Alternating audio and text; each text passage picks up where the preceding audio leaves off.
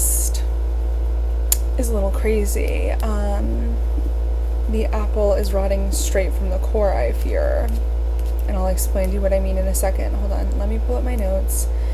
I am filming this on photo booth, which is simply a risk because we know that I tried filming the monthly astrology on photo booth 2 months ago and I had to film it 3 times and it didn't even end up working.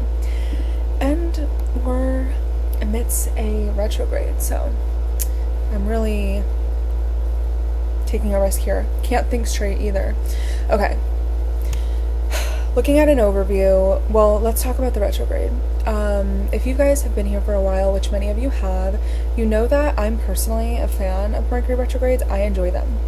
I was not born with Mercury retrograde natally. If you are, you might like them. You might find that life is a little bit easier for you because it's going with like the energy that you're already familiar with in your own natal chart. So if you see a little R next to Mercury in your birth chart, you might have a simpler, smoother time when Mercury's retrograde. I don't have that. I wasn't even born near a retrograde. I've checked, I've made sure. I was like, maybe I was born on a day where it went direct. No. I just love a good Mercury retrograde. I find that it's when I am functioning at my best. It's like I get caught up with everything. I can think clearly.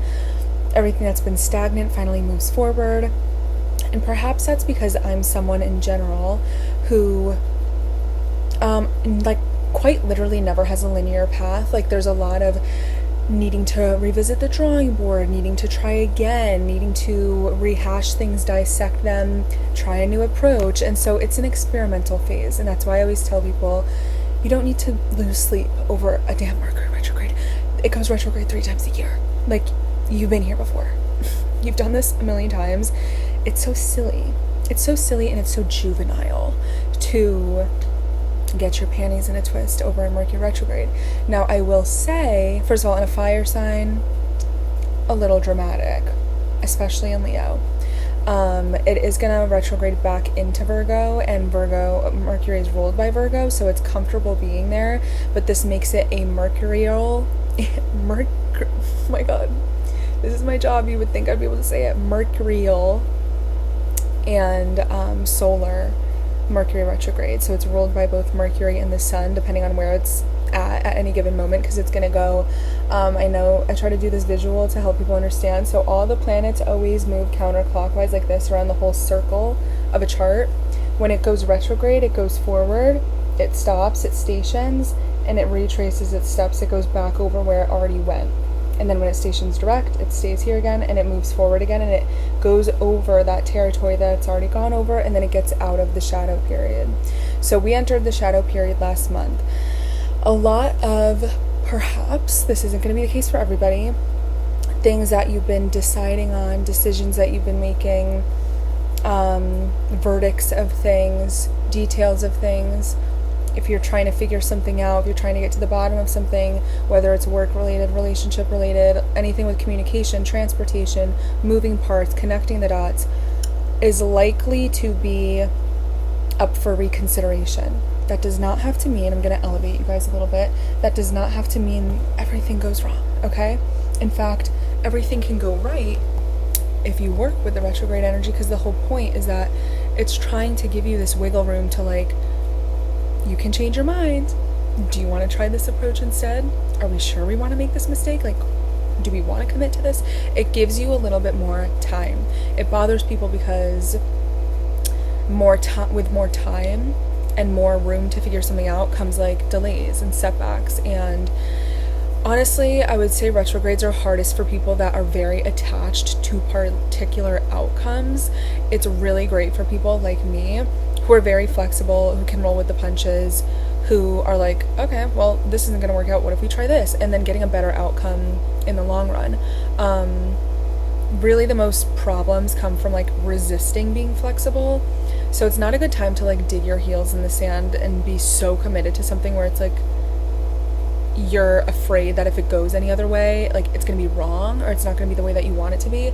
Because the whole point of a retrograde is it's like trying to help you smooth out the bumps in the road now so that you have a smoother journey moving forward rather than rushing. I always say dropping stuff on the way, It's like, you know, if you're rushing out for a trip or for a flight and you're so worried about getting there on time that you like leave your makeup bag, or you forget something in the taxi, or, you know, you forgot you didn't bring any snacks for the flight or something. Like, it's this frustration of like, bro, you were so worried about moving fast that you like messed everything up on the way. Whereas if you just took your time a little bit slower, things would have went the way that you wanted them to go.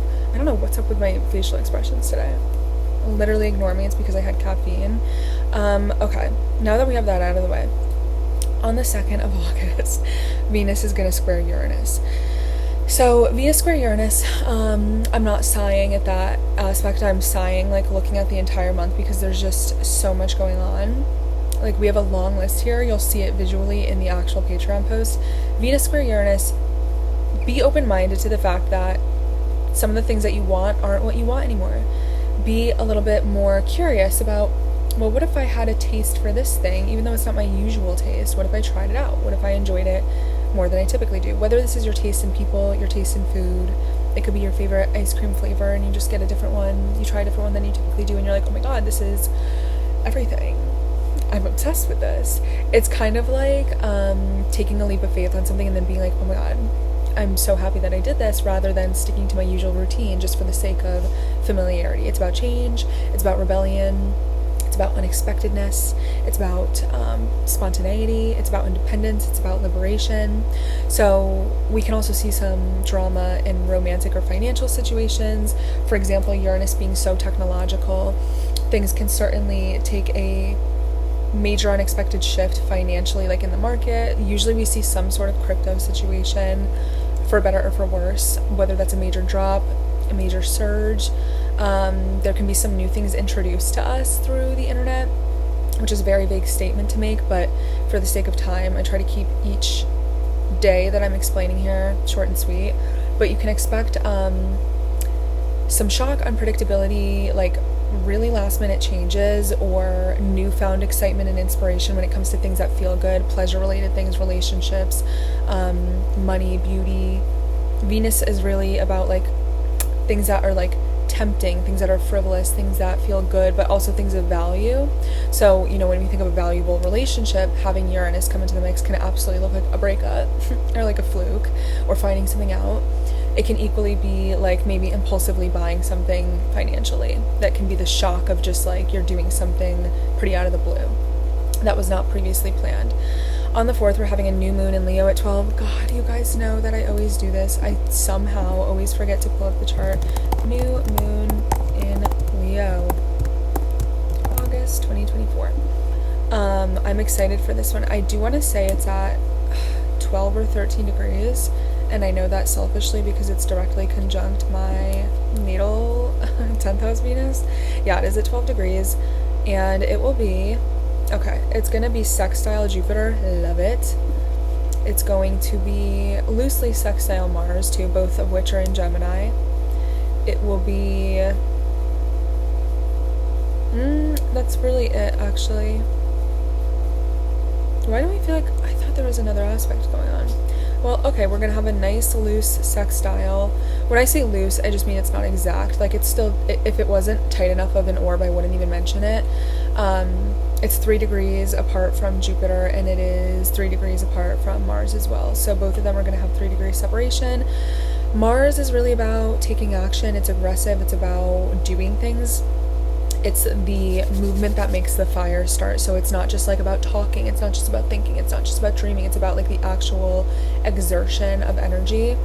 It's very aggressive. It's combative. It's confrontational. It's direct. It's assertive.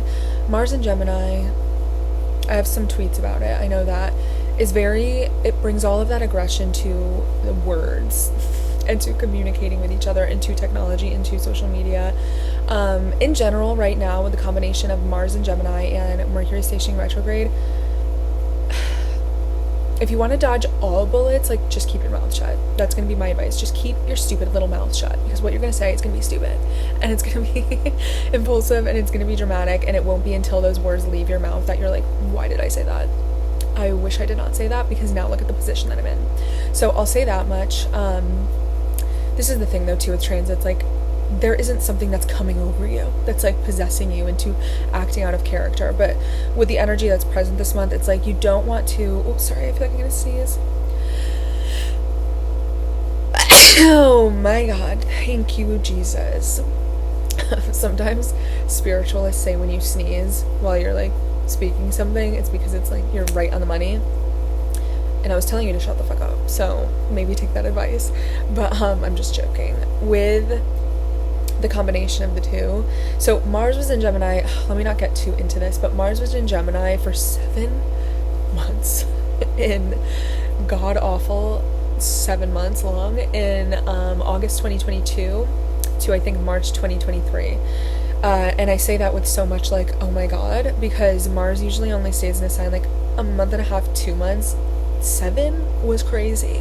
And in Gemini, this was like, you know, I think when Elon Musk was first starting to really get a hold of X, whatever that is, Twitter, there was a lot of stuff going on with Ukraine at the time. I'm trying to think, 2022 brain. I was like going through it during that transit, so I like honestly have muddled memory of what was going on collectively because I was so wrapped up in my personal life. Well, this is a good example. I went viral like in a big way for myself the first time, doing 2 TikTok series. The first one was on Kylie Jenner, Travis Scott, so stupid, and his little side hoe Ro, if you're watching this, love you girl. She's not watching this. She reached out to me after that series and I was shocked because I kept calling her a hoe, but I meant it endearingly. I would never call someone a hoe and like mean it insultingly. But I went very viral for that, and then I went very viral like very soon after with Justin Bieber, Hailey Bieber, Hillsong Church, Selena Gomez. If you know, you know what it is. But both of which were heavily gossip based and like so much bullshit. Like so much of it was just like so he said, she said, like based off of literally nothing. And thinking back, I'm like, oh, that's definitely what it was. Like, that's definitely why it took off. So, like, I could see a time right now, especially with the Leo energy, where, like, blind items really start to rev their engine again and get a lot of attention. Things where it's just, like, a game of telephone. Very he said, she said. Very much so in August, both in the public eye, like, with celebrities, but as well as our personal lives. Let me get back to the damn point, which was literally the new moon in Leo, A new moon in Leo is a new beginning with passion, with creativity, with excitement, with being selfish, with going after what you want, with being the star of the show, with demanding attention, with getting all eyes on you, with even starting to just be like, how can I invite more pleasure into my life? Now, this is the thing. Venus in Leo, which is going to be at 29 degrees on this day, is an anaretic degree. It's a crisis degree to some degree. That was annoying of me to say. It's in some forms viewed as a crisis degree in some cases, which crisis doesn't always have to be the negative connotation of crisis being like ruin, like complete destruction, but rather it's like a sense of urgency. There's like something really needs to happen here, something really needs to take a room to burst, to manifest. Like a lot of celebrities, people that are very notable public figures that have had like massive wealth and fame in their life have 29 degrees in their chart, and it just has this like, I don't know, what are the words that I'm looking for right now? It has this like rolling momentum to it where it's like a boiling point, especially in a fire sign of Leo. So I feel like I'm thinking last summer was the summer of divorce, celebrity divorce. And this summer, I'm like, what is this sense of urgency going to be? Like, we had Barbie summer, we had Barbenheimer. I can't quite put my finger on, like, what the definition of this summer is in terms of, like, pop culture. Well, okay, brat summer. Maybe that's what it is. With the Leo energy, too. Charlie XCX has a Leo stellium, honey. So she's really embodying. We think Charlie's blowing up now, or was blowing up in June, July. No. August is going to be huge for her too, especially with this new moon. Let me get away from just her though. Collectively, really great time to, again, like start something that just feels good for the sake of this is just gonna be fun for me. This is just gonna be something enjoyable for me, because Leo is all about that 5th house: love, sex, romance, children, pregnancy, entertainment, singing, dancing, art, music, talent, putting yourself out there, attention, creativity. Maybe we'll see something around just actual media, like the movies that are coming out, pieces of artwork, new albums.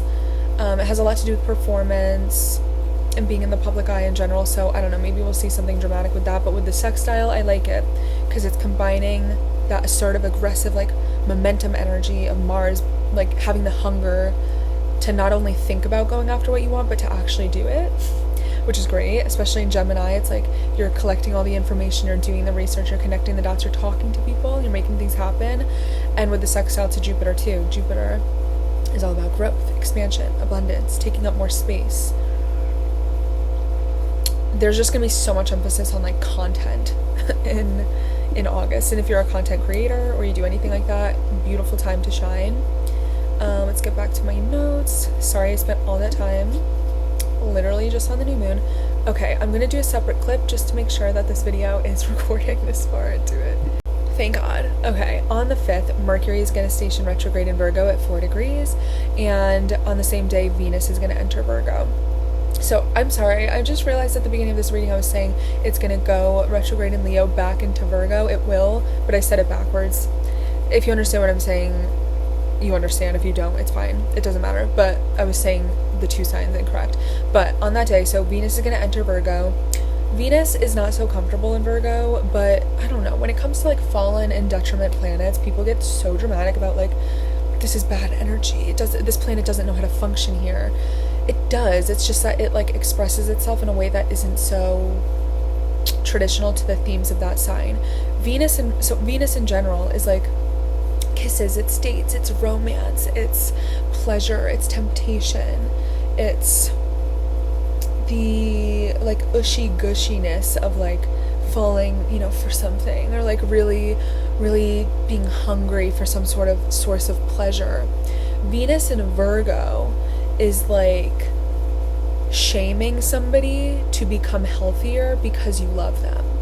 Venus in Virgo is not buying frivolous items, but perhaps buying Khloe Kardashian level organization sets and dissecting each of your little items into their specific box. Venus in Virgo is tending to your loved one by doing a misery movie style bedridden role of caretaker, rather than just like cozying up in bed with them and getting sick with them too. Like, it is very much clinical. I'm trying to find the right way that I want to describe this.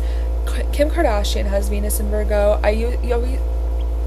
Can I speak? I always use her as an example because you know, Kim Kardashian, whether you're a fan of her or not, I'm not the biggest fan of her if I'm being honest, but like we can acknowledge she's a beautiful woman. She's Venetian, she's a Libra in the sense that like she's gorge, right? She cares about the finer things in life, designer items, nice jewelry. When we look at Kim Kardashian's relationships, I mean, I guess it varies how much you keep up with the Kardashians, but I think that she's a good example of someone who, you know what, we can even apply this to the way that she looks at like fashion, or I think she's very Venus and Virgo now more than she was like 10 years ago when it comes to having like a very refined, specific sense of style, being very picky and choosing particular about things needing to go a certain way, needing to be in control, instantly getting turned off by very small things because they don't fit this like perfect image. Venus and Virgo can even relate to the fact that she has gotten so much work done on her body, like to the point where she's like literally being chiseled into, a caricature of herself more than like she's surpassed human form. And Virgo really cares about perfectionism. It really cares about order. It really cares about being very booked and busy, distracting thyself with productivity. And having Venus and Virgo collectively, again, I mean, you deal with this every single year. To me, it like marks the back to school energy of like getting those first week of school outfits planned like months ahead of time for students. It's getting you know, your very particular specific aesthetic that you want for all your notebooks and your pencils. It's the sort of preparation energy of a new beginning, and like getting back into that mindset of being like, okay, I need to focus on being studious. How do I build a better routine is very Virgo. I guess in some ways collectively you might find that you're being more critical of your partner and vice versa. There can be some bickering, there can be some like mommy child role playing where you feel like even if it's not romantic, just with relationships in your life, you are often taking care of other people, doing things for them that they need to do for themselves, confusing being loved with being needed and vice versa. But having Mercury retrograde on that same day at 4 degrees is really going to, I guess collectively we might see some more research on maybe like medical things, or like sickness, illness. I don't want to get too much into this now. Maybe on the star student tier this month I'll like dissect what I think collectively we might be dealing with, like virus wise. And I'm using the term virus loosely because I'm not just referring to COVID. Like I've felt for a long time, long story short, that we would be transitioning to a second wave, and it's not because I'm having these horrific visions, so don't get scared, of some degree of like illness or sickness. We obviously are seeing like the bird flu. I'm not sure how prominent that is right now. COVID still exists, obviously, people are still getting it. A lot of people around me, knock on wood, are sick, have been recently sick with like something. Like my mom didn't feel too good. She wasn't like bedridden or anything, but where she's just like, something's wrong. My brother got strep, which I feel like is so random to get in August or in July. I haven't gotten anything, thank God, but I'm just like, okay, Venus, Mercury retrograde in Virgo might be a nod to like healthcare, pharmaceuticals, accessibility to healthcare, diet, agriculture, food, maybe shortages, research around medical things. In terms of communication, this being a mercurial retrograde as well. Traveling, which can be linked to health. I mean, listen, how many fucking sorry, I don't know why I cursed right there, airline drama did we see at the end of July? I think there's going to be an extension of that for surezies, especially because now what we're seeing is like a lot of mutable energy because we have everything in Gemini and now we have everything moving into Virgo, and they're naturally going to square each other. We're going to be having mutable squares, and I'm not a fan of a mutable square personally because more often than not it's just it's so scatterbrained, it's all over the place, it's unreliable, it's skitchety. Think of like a human who is just very on edge, very scattered, very panicked, very high on caffeine. Think of like a tweaking like salesman or something. That is like the personification of mutable squares. It's just this very like, okay, let's do this, no, let's do this, I changed my mind, like we're actually gonna do this. Like it's just all over the place, and it's very frantic to some degree, and it can be a lot of miscommunication. Again, a lot of word of mouth being taken out of context. It can be things with transportation, connecting the dots. I'm interested to see social media this month, like all the Leo energy, all the communication, all the Mercury, all the Virgo. I personally have Virgo and Leo placements, so I'm like, excuse me, how is this going to affect me? Because I'm like familiar with this energy, am I going to be all over the place? Because I already feel like somebody that is all over the place. But I don't know, we will have to see. So Mercury is going to station retrograde on the 5th, and it will station direct on the 28th in Leo. So we're starting the retrograde at 4 degrees of Virgo, stationing direct in about 20-ish days on the 21 degrees of Leo on the 28th. Okay, we can get through it. We've gone through everything else. On the 8th, Mercury retrograde is going to conjoin Venus. So those same themes of Mercury retrograde, reassessing things, reconsidering things, revisiting the drawing board, going over the details again, trying something that didn't work in the past again and this time it works, needing to stop something that you wanted to work now and put it on the back burner for later. Revisiting something, old conversations that perhaps were left open-ended being, am I okay? Being reassessed to some degree. People from the past, don't get too excited. For the people that love the people that are in their past, please move on. And just know that not every retrograde is going to bring people from your past back, but it's a symptom of it. Having that conjunction to Venus can absolutely be doubling down on all of those themes with money, relationships, beauty, pleasure, finances. I'm wondering if we'll see some dialogue, some discourse about like beauty standards this month, which I think is generally a common conversation currently, especially with things like weight loss medication. That Virgo energy is very much, again, like talking about medical things, talking about pharmaceuticals, talking about drugs, and then with Leo talking about celebrities, and then with a retrograde that goes over or comes into contact with Venus, maybe those things will be explored or discussed a little bit more. On the 14th, Mars is going to conjoin Jupiter. I love this energy because, again, Mars is like ready to hit the ground running and go after something that it really wants, and Jupiter is really about giving you the opportunity to do so, to grow, to expand, to get outside of your comfort zone, to go beyond your typical parameters, to push against your typical four walls and take up more space. Jupiter teaches you through learning things, and you learn things through experience. Can you learn things out of a textbook? Yes.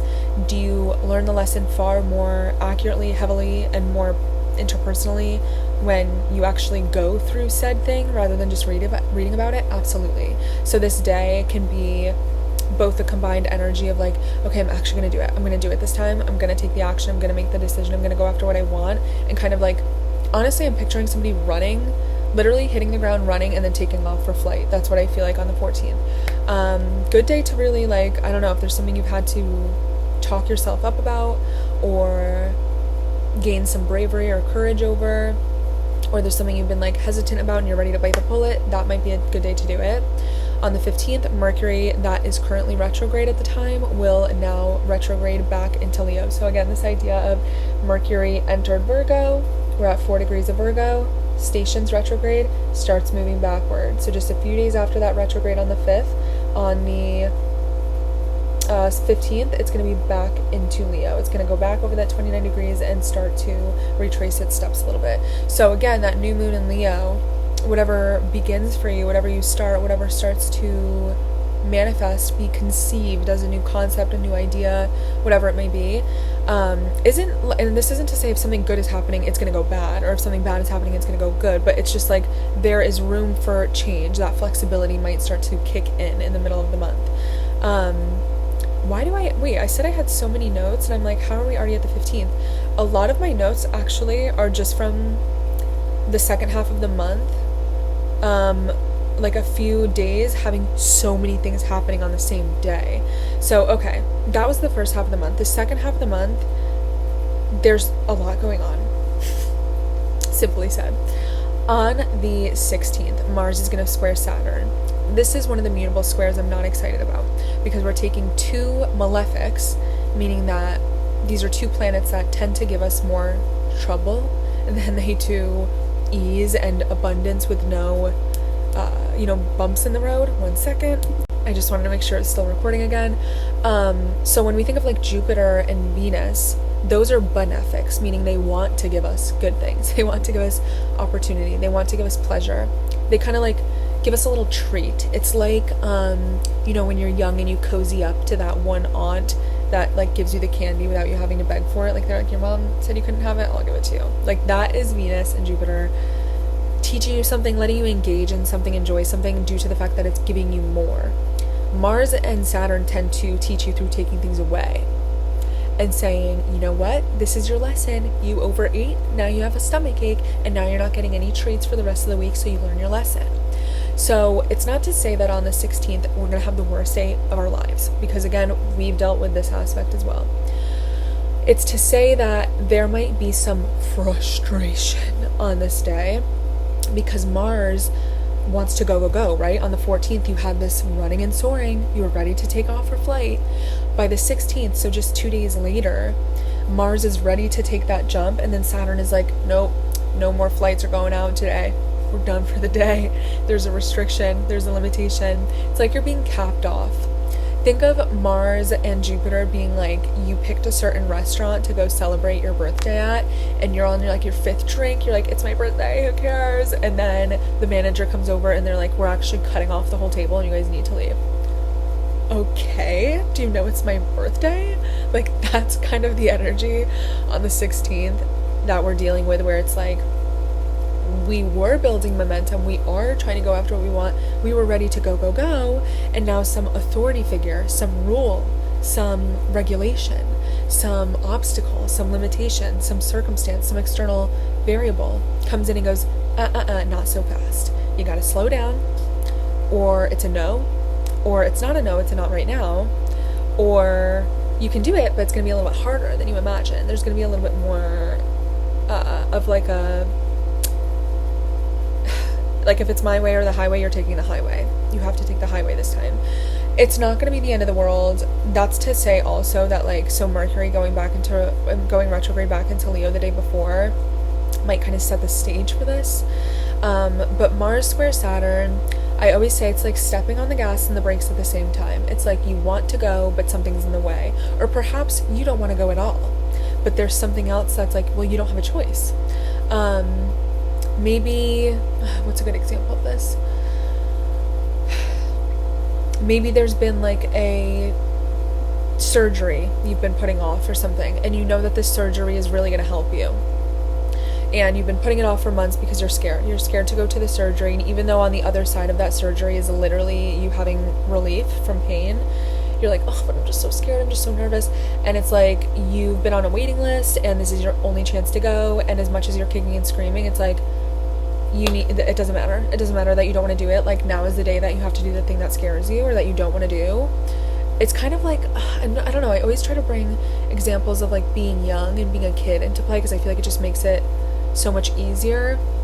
And for example, when I was really young, I was very afraid of needles, and every time I had to get my shots or my vaccinations or whatever the hell I was getting shot up with, I literally, oh my god, this is gonna make people not like me because I don't know, I've just always been annoying. I only listened to my dad probably because my dad scared me, and my mom would literally be like, Kayla, stop screaming and crying, you need to get the shot. It doesn't matter if you don't want it, it's what you have to do, and I love you and I care about you, and that's why you're getting it. It's to take care of you, it's to protect you. And I would literally run into the parking lot every time I had to get my shots. I would not even just leave the office or leave the room I was in. I somehow at that age would run back to the parking lot and try to get in the car and that would do anything. And my dad used to carry me back and make me go get that shot. And then it's one of those things where it's once you get the shot, you're like, oh, maybe I was being a little bit dramatic because I didn't even feel it. And I think that on this day, Mars square Saturn is we have that frantic go, I want to do something, I'm all over the place, I have all the energy, I'm ready to do it thing, but then something stops us or slows us down, or is you need to slow down, the action is not happening right now. The other example that I always give that's not so pleasant is being shot up with adrenaline while you're in a straitjacket. It's just there's so much internal energy that it's you have the energy there, you can't put it anywhere because there's something capping you off or blocking you off. This is going to be between the Gemini and it's going to be between the Gemini and the Pisces areas in your chart, wherever those rule. On the 18th, Mercury retrograde is going to square Uranus. Wow, even greater. Miscommunication, shocking news, some unexpected flukes. So this is the thing. The first time we had Mercury square Uranus at the end of July, we were seeing a lot of issues with airlines. Personally, I didn't see a lot of media coverage on it. I don't know if that was intentional, because I did see people, was it United? I don't know. I did see people tweeting footage of wherever the hell that they were. I couldn't do a deep dive into it but like they were tweeting an airline and being like, there's no way that nobody's being notified about this, like why is this not on the news? I also saw, good example of the Virgo energy, I literally saw something yesterday of people like getting ill, like everybody on the flight getting ill because of something like airborne on that flight. I don't know. Because Mercury is retrograde, this, again, same idea. At the end of July, Mercury already squared Uranus, and then Mercury went forward, and now it's backwards again. So it's doing that same square that really rubbed technology, transportation, and communication the wrong way at the end of July again. So even what was going on for you at the end of July might come back up again mid-month of August, more so towards like the 20th. Just something to keep in mind. This is also sometimes where we hear about aliens, AI, technology, Elon Musk, Twitter, X. There's usually a lot of car accidents, like trains getting off their freaking tracks and shit like that. That's not to scare you. It's just something that sometimes comes up. It doesn't mean it's going to happen to you. On the 19th, there's going to be a full moon in Aquarius at 27 degrees. Let's do this. Full moon Aquarius, August 2024. So this full moon is going to be the wrapping up of a cycle that started 6 months ago, which is likely falling somewhere in February of this year. What was going on for you in February? What were you thinking about? What were you planning? Look back in your notes, in your camera roll, look at your texts, think back to what you were doing at the time, and that should track your memory a little bit as to what might be relevant for what you're closing out currently, especially in the Aquarius area of your chart. So this is going to be, this full moon is going to be, the sun is going to be conjunct that Mercury retrograde. So this is called a cazimi. And when a planet gets very close to the sun like this, it's said to say that the sun, like, its rays burn the influence of that planet. When I think of the idea of burning, it's quite silly. I actually think of, like, I don't know exactly what scene I'm picturing. I feel like there's been so many scenes on SpongeBob where, like, the sun, like, crisps him up. Like, sorry, that's literally gross. I always forget he's a legitimate sponge. He, like, turns into a dry sponge. I know that there's an episode with Sandy Cheeks in her igloo where, is it an igloo? I don't think it is. It's like a dome, in her dome, where he, like, needs water and he's, like, getting crisped up. Like, that's what I think of with a cazimi, where there just might be, so if we talk about Mercury retrograde being, yes, communication. Mercury is like communication, transportation, technology, connecting all the dots. We know that. Retrograde, it makes those things wonky. In Leo, it might have to do with children, pregnancy, women, social media, the internet, celebrities. Oh, you know what we'll probably see a lot of too? A lot of craziness with, like, celebrities endorsing presidential candidates. Whatever that looks like, whatever candidate it happens with. I'm, like, really waiting for Taylor Swift to endorse Kamala. Like, I'm waiting for that moment. And I'm wondering if that's going to happen this month, because I had some predictions for Taylor Swift having a crazy summer.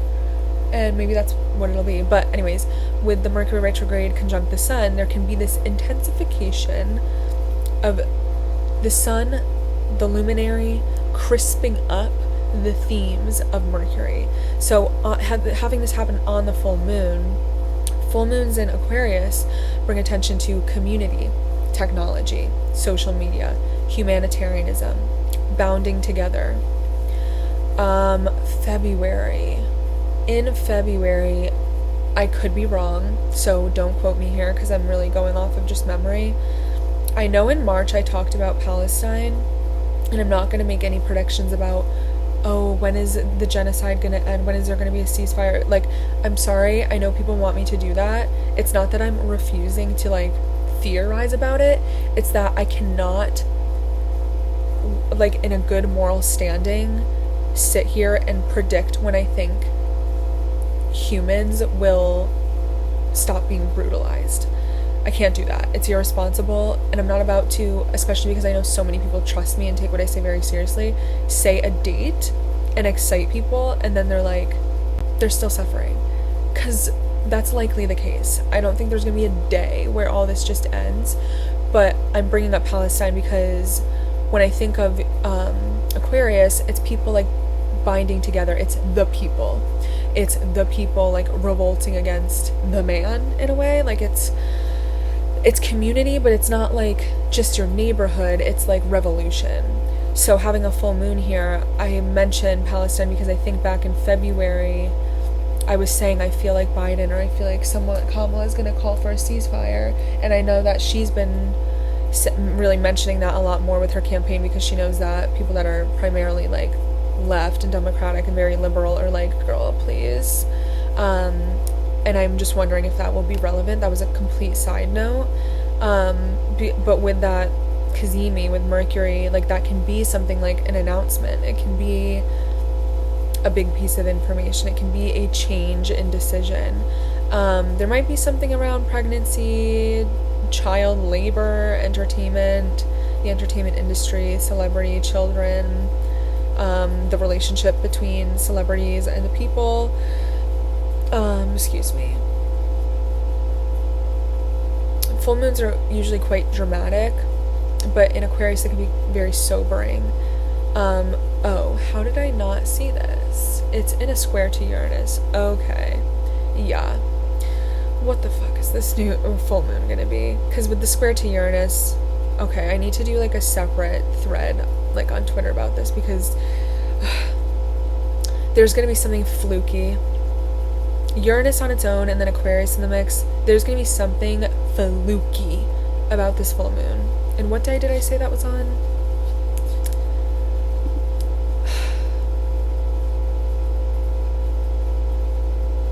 It's on the 19th. On that same day, yeah, we're having the Kazemi at 29 degrees of Leo.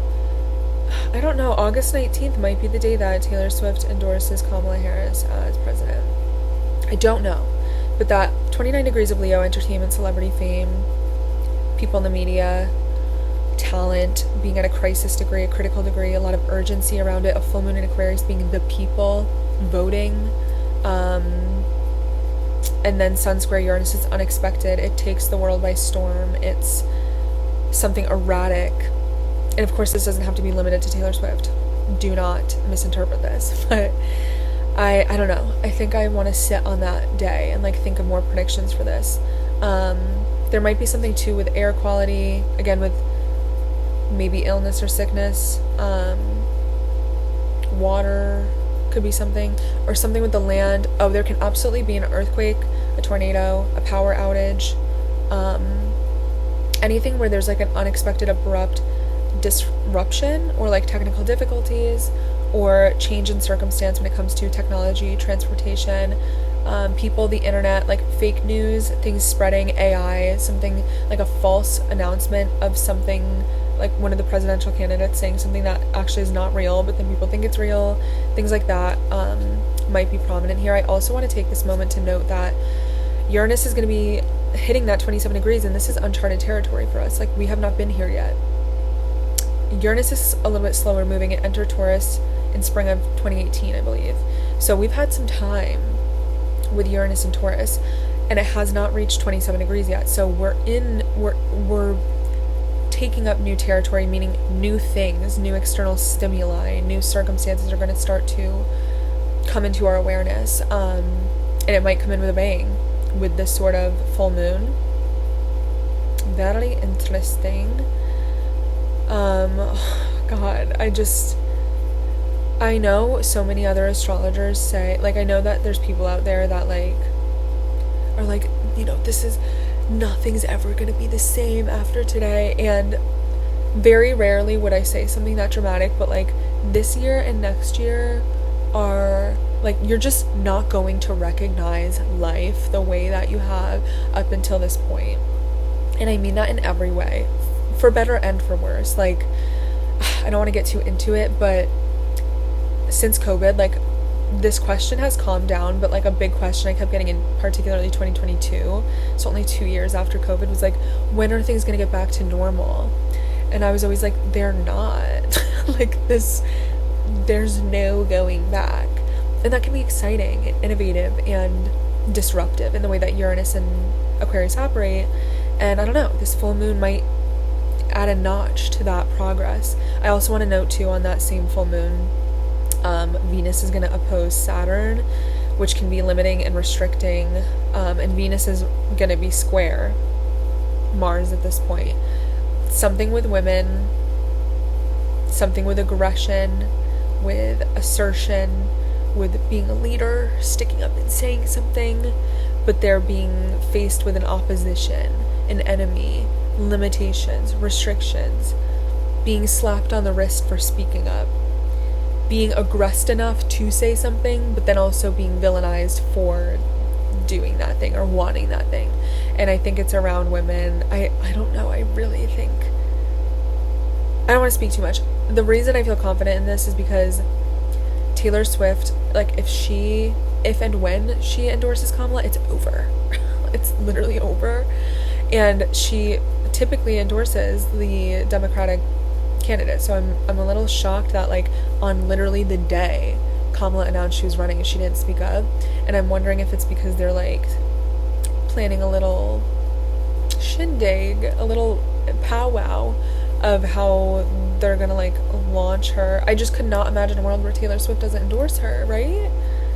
And I feel like looking at this, and Leo, celebrities, I don't know.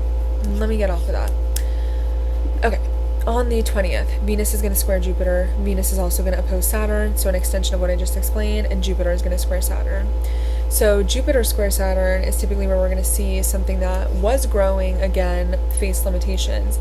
Think of something like even blowing up a helium with balloon.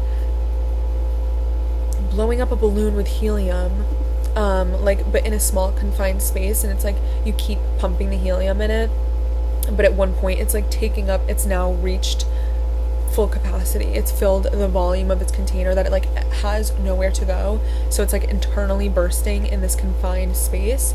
That is Jupiter and Saturn. There also might something, am I okay right now? There might also be something with like legal themes or lawsuits. It could be something with, I'm also interested to see things around like education, public schools, the content of information, like the what's the word that I'm looking for? Curriculums, like anything like that might be emphasized in this back to school season and preparation for school. Things around education, children, especially too, with like Leo being such a big thing here. School shootings, I guess.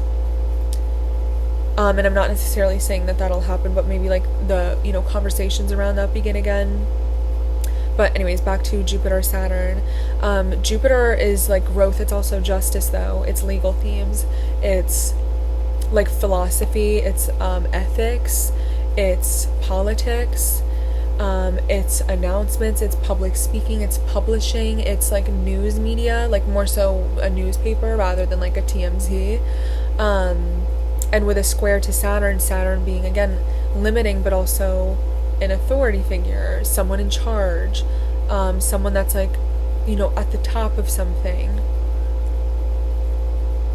I don't know. It doesn't necessarily have to be a lawsuit, but it's like something around press or announcements or traveling restrictions, traveling bans, anything with flight, travel, transportation, having some level of restriction or limitation. And so both benefics are getting hit by a harsh aspect to Saturn, who's like stopping something in its tracks. A lot of misinformation, guys. A lot of incorrect, inaccurate, he said, she said. A lot of saying things and then backtracking, yes, in our personal lives, but even like public figures and politicians saying something then being like, oops, never mind. On the 22nd, the sun is going to enter Virgo. Perhaps we will be a little bit more level-headed when the sun moves into Virgo. Now we get to look at the drama in hindsight of Leo season and tackle it a little bit more practically, finding solutions. This will again bring the shift of awareness and attention to health, organization, school, education, teachers, pharmaceuticals, drugs, recreational and medicinal, order, maybe agriculture, maybe something with earth, the land, food, diet, digestion, stomachs. illness, we said that. On the 23rd, or I'm sorry, yeah, no, on the 23rd, Venus is going to square Mars. This can be a little bit push and pull, cat and mouse. This doesn't always have to be the worst aspect ever. But with Venus trine Uranus the next day, again, it wasn't the next day, it's on the 27th. So let's focus on the 23rd. Venus square Mars is like wanting something and going after it, but like needing to be pushed in order to do it. Or antagonized to act out or to perform. Venus is feminine, Mars is masculine. Having the two scuffle with each other can sometimes be like tempting and exciting. Like when we think of a couple having Venus Mars aspects, it's very much like Mr. and Mrs. Smith. Like it has this edginess of like aggression to it, but it's also like intoxicating. On a day-to-day basis, it could be combining both pleasure with tenacity, but that square is Mars ruled, so it's like doing something about it. It's friction. It's when push comes to shove. But that can be something that you can take advantage of. It rarely is like the worst thing in the world. On the 27th, Venus trine Mars. It could even be like an extension of gender war, men versus women, trans rights, all of those things. On the 27th, Venus is going to trine Uranus. So in the same way that we saw Venus square Uranus on the 2nd of this month, this is going to be the more positive manifestation of it. The 2nd was friction, right? We were saying unexpected change, unpredictability, things coming out of left field, expecting the unexpected when it comes to love, relationships, finances, or something unexpected with a woman. On the 27th, Venus trine Uranus is like all of the positive manifestations of, again, trying something new that you typically don't do and really enjoying it, taking a shot on something like more feminine or pleasure related or ease and harmonious, and like seeing good results from it. It's like unexpected combinations of something being a lot better than you initially imagine them to be. It's like when you see like a weird couple, like two, whether it's celebrities or in your real life, like two people you would never put together and it just works. Like I know people really felt that way about like Kourtney Kardashian and Travis Barker. Like it's something like that where you're just like, okay, wasn't expecting that, it's a little weird, but maybe this is good. Maybe this is good. That can absolutely fall into politics as well. Also, I want to note that Trump is a Gemini sun, Kamala is a Gemini rising. I think Kamala had like a lot of Leo or Virgo placements, or maybe just like there was something there. I know that I think they both have Leo placements because I wanted to say that this retrograde is going to be big for the both of them. That's why I haven't done, because everyone's like, okay, give us an updated prediction. I'm like, I can't yet because there's still something. I can feel something pending that has not entered the ring yet. I don't know if that's a person. I don't know if it's a circumstance. I don't know if it's a fluke. But it's just very much roll with the punches, expect the unexpected. Like things that we are not predicting are likely to unravel this month. August is just so scattered and like chaotic. That's all I have to say about that, but it's going to affect the both of them greatly. So like be prepared for your opinions on those two people to change for better or for worse, or just for information or understanding of their policies, like things like that, going in maybe a different direction, an unexpected direction, whatever. On the 28th, Venus guys, let me take a sip of my coffee. I don't know what's wrong with me. Let me restart this damn video. Speak English. On the 28th, Venus is going to oppose Neptune. I'm also reading for someone who you guys wanted me to read for, who you tagged her in a lot of things for me to read her on the 28th, and I'm excited. It's gonna be fun. Venus opposite Neptune. We talked about this last month. Why? I think because Venus squared Neptune. I don't know. I guess it doesn't matter. Actually, you know what? No, it does matter because I want to give you guys a date to refer back to. Wasn't there something with Venus and Neptune last month? Or maybe it was Mercury and Neptune. I don't know. Venus and Neptune. This is not a day on the 28th to fall for the rah-rah. There could be something misleading, deceptive, confusing, intentionally manipulative, or unintentionally misleading around women, around finances, around relationships on this day. When we think of Venus and Neptune, It's the song Lucky comes to mind with Britney Spears. She's so lucky, right? She's a star. Looking one way on the outside, but why do these tears come at night? And that's the side that we don't see. So it can be that there is a curtain in the way prohibiting us from seeing the bigger image of something, and therefore making decisions or forming opinions on the performance or the display of something, and not seeing the truth of it, because there's a whole back end of it that we cannot see. Like, we only have the perspective of the tip of the iceberg with something. I'm sorry, I'm not picking my nose. I don't know why it's literally running right now. But that opposition causes a need for balance between the thing that we want versus the thing that's like, we don't have enough information to make an informed decision. Think of how when you're drunk, you want things you typically wouldn't want, whether that's people, whether that's food, whether that's, like wearing an outfit you would never wear sober. It's like having, what is the word I'm looking for? My gosh, I'm sorry, I'm so bad with like the way I'm trying to speak today. It's having like an inebriated perspective on something because you don't have a sobering perspective. It's illusion. It's being disillusioned. I always use the example of like, everyone knows someone, whether it's been you, whether it's been your friend, whether it's been someone you've just seen in a movie if you haven't seen it in real life, that just like is so in love and head over heels with someone that's so bad for them and they can't see it, and you're just like, what is this person seeing? Like, what spell are they under? Venus opposite Neptune is a spell. So on this day, you want to be careful of not falling for something, like purchasing something from a very talented salesman, but that one that's using sales tactics on you that kind of like manipulate you into wanting something you never even wanted to begin with. You don't want to look at your past cheating ex with his newly engaged girlfriend and think, oh my god, maybe I was the problem. Maybe he is amazing and now he's gonna be happy with someone else. He probably still wants to off himself. He's probably still so mean, and that girl is probably going through hell. Venus Neptune is like what makes you start to dabble in your delusions in the most destructive way. Don't be stupid on the 28th, please, or the 27th, because on the 27th, Venus trine Uranus is like, I did something unexpected, I did something out of the blue, wait, maybe this could be good. And the 28th, you're like, yeah, this is gonna be really good for me, this is gonna be different this time. And then that same day, Mercury is stationing direct. And it's like, you're like, oh wait, okay, I'm understanding now that clarity is coming through and I was not seeing things accurately. So just tread lightly. So we'll be out of the retrograde on the 28th. It's funny to me that it's stationing direct on the same day as a Neptune transit, because it's like, okay, are we going to think clearly or are we going to be confused? It's going to be different for everybody. On the 29th, Venus is trine Pluto.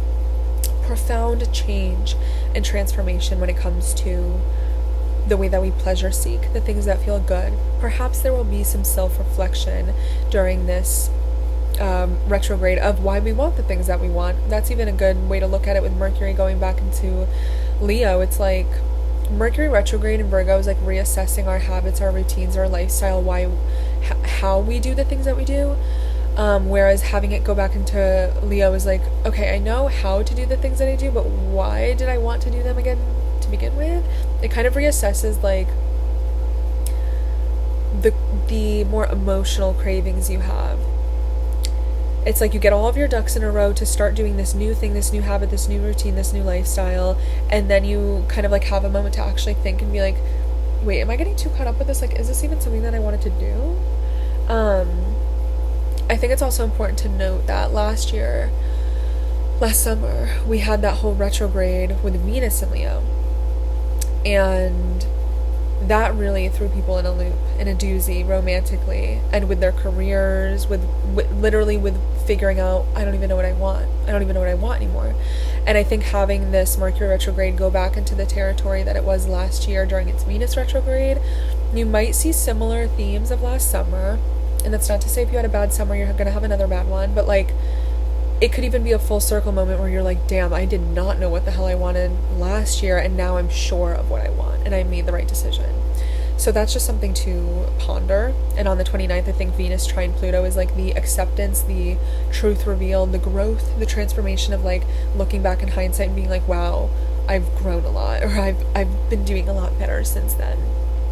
And wanting things of high value that are good for you, positively transformative, rather than negatively.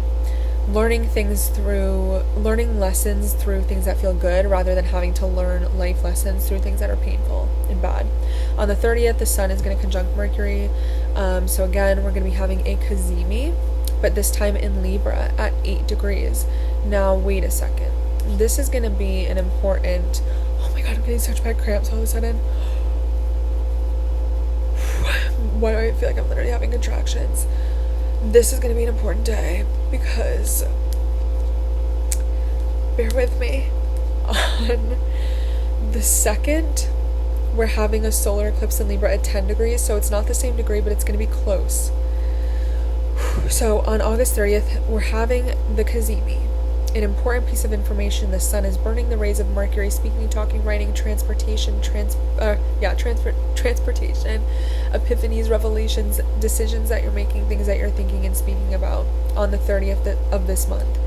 But by October 2nd, we're having an eclipse so close to that I'll say at the end of this month, a seed is being planted for something that's going to bring a major new beginning at the beginning of October.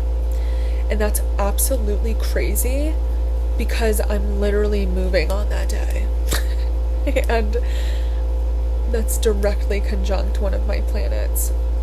I'm interested. Okay, I really have to go. I would love to do a long outro, but like I actually think I'm about to have a heart attack. I love you guys. I hope that this was helpful for you. If you have any questions, as always, let me know. Please, for the love of God, can you guys talk it up in the comments? Like, what a quiet Patreon community. I want you guys to talk to each other. I want to know what you're going through. I want to know if there's something that's clicking in these readings for you. I want to know if you're confused about something so I can make it click. But I hope that this helps you guys. I hope you have an amazing month.